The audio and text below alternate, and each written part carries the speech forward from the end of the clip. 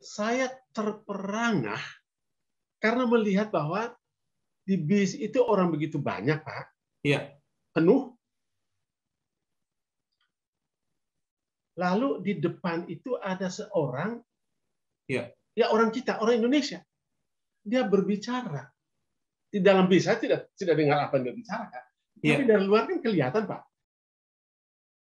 Selamat bergabung di kanal podcast Pariwisata Indonesia.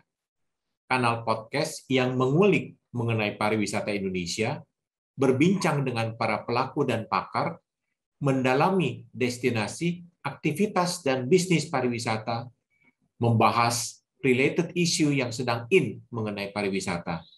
Kanal podcast ini dikelola oleh IINTOA atau Indonesia Inbound Tour Operators Association dan saya, Yongki Adiasa, sebagai host. Kali ini kita akan berbincang dengan salah satu tokoh pariwisata yang sudah menjadi praktisi sejak usia belia. Baik, selamat siang teman-teman semua. Bersama saya saat sekarang telah hadir seorang pelaku, tokoh, dan pakar pariwisata yang telah berkecimpung di dunia pariwisata selama lebih dari 40 tahun. Beliau adalah Bapak Paul Edmundus Talo. Saat ini beliau adalah Ketua Umum IINTOA atau Indonesia Inbound Tour Operators Association. Sebelum kita mendengar lebih dalam mengenai pariwisata Indonesia, saya ingin mengajak pemirsa mengenal lebih dekat dengan narasumber kita. Pak Paul, saya tahu Bapak berasal dari NTT, tetapi berkarir di Bali. Bisa tolong cerita sedikit, Pak, tentang latar belakangnya, Pak? Silakan. Terima kasih, Pak Yongki. Selamat bertemu para pencinta pariwisata Indonesia. Ya, nama saya Paul Edmundus Talo, dan saya adalah salah satu pencinta pariwisata Indonesia. Ya, Pak. Latar belakang saya terlahir di sebuah desa kecil di Pulau Flores. Kampung adat saya 1,5 kilometer dari ibu kota Kabupaten Ngada, Ya, Pak. Bajawa. Ya. Dan saya dulu memang pernah sekolah di kota Bajawa, tetapi kemudian ada sekolah yang didirikan di dekat kampung adat saya, sehingga kami mudah berjalan kaki pulang dan pergi. Ya. Saya anak seorang petani, seorang tokoh adat, yang tidak kebetulan leluhur saya atau kakek moyang dari bapak saya adalah seorang pendiri kampung adat itu, pemilik kampung adat itu. Jadi saya anak dalam kampung itu, anak seorang yang penting.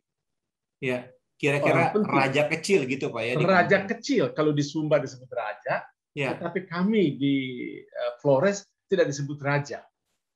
Tetapi saya kalau di Sumba disebut ya raja, anak raja. Jadi bapak saya sudah tidak ada, misalnya kakak saya sudah tidak ada, ya saya rajanya. Dan hari ini saya memangku jabatan itu. Jabatan yang ditinggalkan oleh bapak saya, sehingga semua urusan yang berhubungan dengan kampung adat ini, orang sekampung adat itu yang kurang lebih sekarang adalah 400 kakak, 400 kepala keluarga, Pak Yongki, itu akan bertanya kepada saya melalui telepon.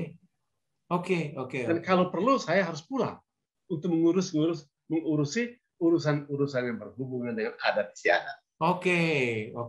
Setelah saya SD, sekolah rakyat, dan kemudian saya masuk SMP, SMA saya di ND, lalu saya kembali di kota Bajawa, saya melanjutkan SMA di sana, tamat, saya bekerja 1 tahun. Bekerja dengan pastor. Nah, pastor ini adalah mereka yang khusus bersekolah dan mengabdikan dirinya untuk urusan agama, gereja, dan umatnya. Saya bekerja di sana di 1 tahun, lalu kemudian saya pamit kepada orang tua dan kepada pastor yang bersangkutan, lalu saya katakan saya akan pergi ke Bali. Itu Pak Yongki. Itu awal cerita pertama. Apa Pak tujuan Bapak ke Bali? Kenapa Bali, Pak? Kenapa enggak yang lebih besar, misalkan Jakarta, Batavia gitu, Pak? Terima kasih. Ini pertanyaan menarik, Pak Yogi. Ya, Pada waktu saya duduk di SMP kelas 2, seorang teman memberikan saya sebuah buku. ya, Buku itu berjudul Sukreni Gadis Bali. wow. Buku Banyak ini, buku yang Pak, saya saya baca. tahu, buku ini adalah sebuah novel kedua karya anak Agung Nyoman Panji Tisna. Betul, Tisna. Diterbitkan pertama tahun 1936, Pak. Dan saat sekarang sudah terbit yang ke-9 pada tahun 2010. Diterbitkan oleh Balai Pustaka. Silakan, Betul. Pak, lanjut, Pak. Nah, lalu teman saya memberikan, saya tidak tahu kenapa teman saya meminjamkan buku itu kepada saya, tetapi banyak buku yang sudah saya baca, termasuk buku Winnetou saya baca dari SD, Ya, tentang Old Shatterhand di Amerika dalam hubungan dengan perburuan ya, bison putih dan sebagainya. Itu saya baca dari SD, SMP. ya. Jadi saya tukang baca. Lalu waktu SMA inilah teman saya meminjamkan buku ini dan saya baca sampai selesai. Oke. Sejak saya membaca buku itu, saya berbicara dengan teman-teman saya di kelas. Saya kepingin ke Bali. Mengapa Bali? Tadi Pak Yongki bertanya. Karena saya memang jatuh cinta pada citra Bali itu. Oke. Lalu kemudian dengan suaranya Rahmat Kartolo, kalau saya tidak salah, dia menyanyikan Kala Senja di Pantai Sanur. Iya, iya. Penyanyi senior yang sangat terkenal ya, Rahmat Kartolo. Betul, Pak. Iya. Jadi antara buku Sukreni Gadis Bali dan lagu Rahmat Kartolo, Kala Senja di Pantai Sanur, dan saya katakan, saya mesti ke Bali. Kenapa Bali?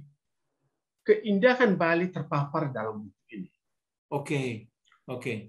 Kesejukan di dalam, kedamaian di dalam hidup orang Bali terpapar dalam buku itu. Iya.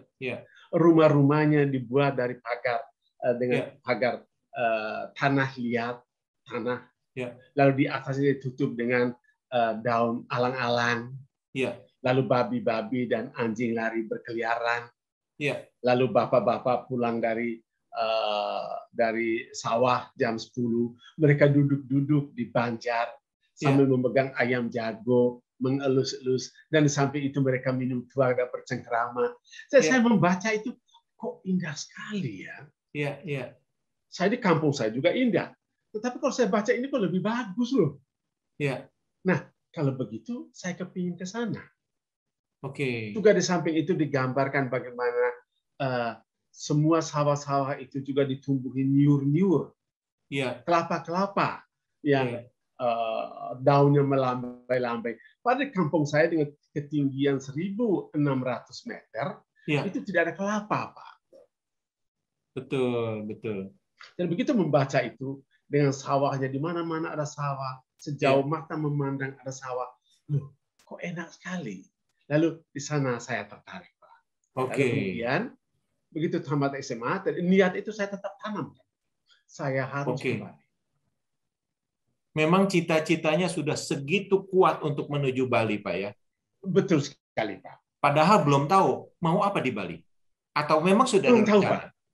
Belum tahu, Pak. Memang yang pasti bahwa di sana ada kakak misang saya. Keluarga, keluarga dekat. Tetapi saya tidak tahu saya buat apa. Tetapi memang di dalam hati saya, di dalam pemikiran saya datang, saya mau cari kerja, dan sesudah itu saya kuliah. Kuliah apa saya tidak tahu. Pokoknya saya datang dulu ke Bali. Nah, oleh karena itu, Pak, Desember 1970, saya naik truk ke ND. Belum ada bis, Pak. Belum ada bis, betul. Belum ada bis. Naik truk ke ND. Dan dari ND kami menunggu kapal. Dan kapal itu sudah ada. Kami naik kapal ke Surabaya. Maksud saya, dengan beberapa teman kami naik kapal ke Surabaya. Dan dari Surabaya saya numpang LTH. Bis pada waktu itu yang merupakan jasa angkutan Jawa Bali. Lalu saya sampai ke tempat yang saya tuju.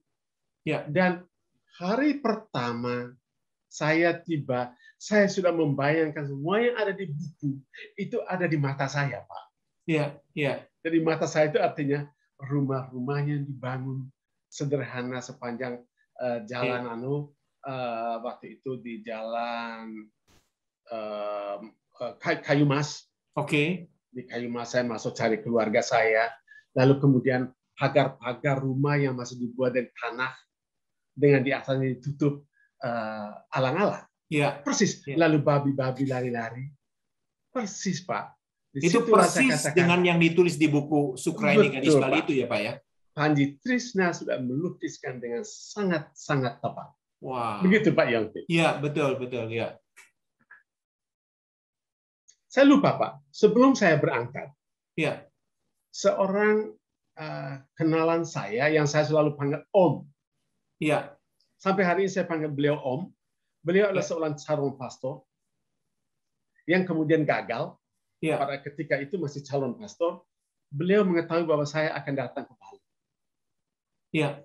Beliau memberikan saya 2 buku.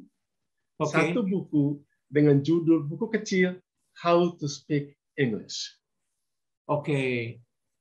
Yang kedua, Kamus Bahasa Inggris Nichols. Nah, saya ingat pada waktu itu beliau mengatakan, kamu perlu ini karena Pulau Bali itu saya dengar beliau katakan ada sebuah hotel yang tinggi sekali. Namanya saya tidak tahu dan katanya turisnya banyak. Saya belum tahu turis itu apa, Pak. Tapi beliau katakan turisnya banyak. Saya terima. Saya terima kamus itu, saya terima buku itu, lalu saya baca-baca, Pak. Nah, itu adalah modal awal Pak Paul berbahasa Inggris dari buku tersebut. Betul sekali, Pak Yongki. Jadi buku itu adalah buku pegangan mati hidup saya. Selama saya belajar bahasa Inggris. Sebelum saya mendapat pekerjaan. Nah, Pak Paul merantau ke Bali. Belum tahu pada saat itu cita-citanya apa. Nah, bagaimana titik awalnya Pak Paul tertarik untuk belajar pariwisata? Seorang teman saya, dia belajar, dia bekerja. Dia sudah bekerja pada waktu itu di Pantai Sanur. Beliau berbicara, mulai hari itu beliau bercerita tentang turis-turis. Yang dimasukkan turis ternyata adalah orang-orang Eropa, orang-orang Barat. Yang sekarang disebut bule-bule. Bule-bule, ya betul. Dan memang pada waktu itu kalau saya keluar dari rumah bersepeda, saya jalan ke Sanur, saya jalan ke Kuta bersepeda. Memang saya sering atau kadang-kadang melihat mereka berseliweran di jalan.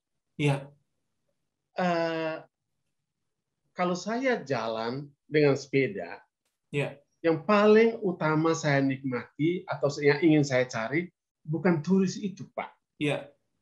Saya melihat bagaimana kehidupan orang Bali yang memang ternyata sangat damai. Saya merasakan kedamaian itu.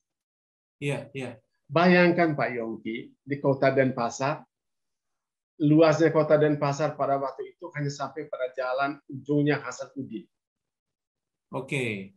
Di Sanur, di Denpasar sampai ke ujungnya Denpasar. Belum sampai ke Tanjung Bungkak, apalagi ke Sanur. Itu jalan kecil, tidak beraspal, tidak punya lampu. Begitupun di Denpasar itu mulai dari yang namanya ujungnya Hasanuddin itu sambung dengan Imam Bonjol dan Imam Bonjol itulah yang menghubung sampai ke dekat airport sana, Pak. Dan sana ada jalan Kuta.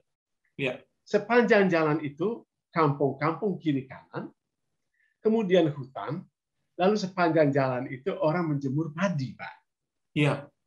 Ya, tentu tidak di tengah jalan, tapi di pinggir jalan orang menjemur padi. Lalu kemudian sawah-sawah sepanjang jalan. Itu saya senang sekali melihat begitu orang memotong padi, lalu menjemur di pinggir jalan. Lalu saya sandarkan sepeda, saya berdiri di situ. Karena di Flores tidak ada, Pak, seperti itu. Betul. Jadi begitu damai dan orang menegur. Nah, ini teguran-teguran yang selalu saya dapat. Ya. Tiap kali saya keluar rumah, Pak, berdiri di depan, ketemu siapa saja, orang bertanya, tidak masuk. Ya. Saya malu, Pak, lama-lama. Karena setiap hari ditanya, apakah saya tidak bekerja? Ya berarti Oke, saya memang oke. penganggur. Ya. Dan sejak itu, saya rajin untuk mencari kerja. Oke. Pada suatu ketika, saya berdiri di pinggir jalan, Iya. dan saya melihat ada 4 bis lewat. Bisnya saya masih ingat malah, Pak, namanya bis Dharma. Iya. Itu ada salah satu pengusaha transport di Bali yang punya bis ini. Ini bis antar kota, tapi waktu itu khusus untuk mengangkut bule-bule itu. Iya. Saya terperangah karena melihat bahwa di bis itu orang begitu banyak, Pak. Iya. Penuh. Lalu di depan itu ada seorang, ya orang kita, orang Indonesia. Dia berbicara. Di dalam bis saya tidak dengar apa yang dia bicarakan. Tapi dari luar kan kelihatan, Pak. Kan Betul, dekat betul. lihatnya itu. Lalu saya membuka mulut saya. Iya. Karena terperangah tadi. Jadi nganga, Pak. Dan kebetulan nganga itulah seorang polisi berdiri di depan saya. Iya. Dengan sepeda motornya. Oh, kenapa mulutmu buka lebar-lebar? Iya. Saya kaget. Om, itu ternyata om saya, Pak. Oke. Om, saya heran. Kenapa ada orang kita bisa berdiri di bus itu? Ada 4 orang. Itu mereka berpidato atau mungkin berbicara di depan para bule-bule itu. Ya, yang teman saya bilang turis itu. Iya. Om, saya ketawa, lah dia katakan, Paul, itu namanya turis. Yang omong-omong itu namanya guide. Hah? Guide, Om? Iya. Jadi saya tanya, ada sekolah? Ya, ada. Itu di depan jalan itu.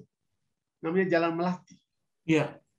Itu sekolah Akademi Pariwisata dan Perhotelan Denpasar.